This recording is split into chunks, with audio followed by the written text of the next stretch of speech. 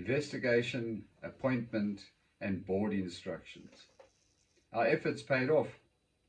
The pressure forced the board to take notice, and eventually two high-profile individuals, Mervyn King and Robbie Williams, Vice President of C.G. Smith, both non-executive directors of FNB, were appointed to investigate. Later, I would discover something deeply troubling. Mervyn King personally told me that the board had explicitly instructed SWAT not to launch an investigation into the source of the whistleblower. And yet, he did exactly that.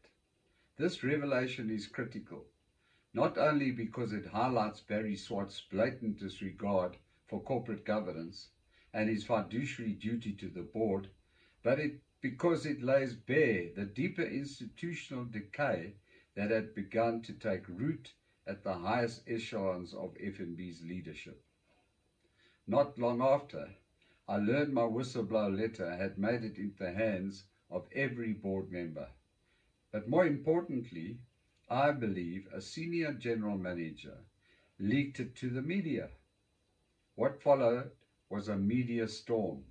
Newspaper and financial journals exploded with the story.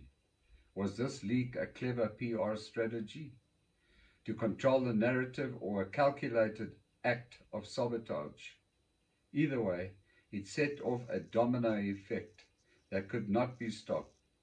Let's be clear, the directors of FNB might have thought they had contained the scandal ignited by SWAT's blatant nepotism amongst the other issues I uncovered. They hadn't. A statement issued only after Financial Mail journalists demanded answers painted a grim picture of FNB's ethics.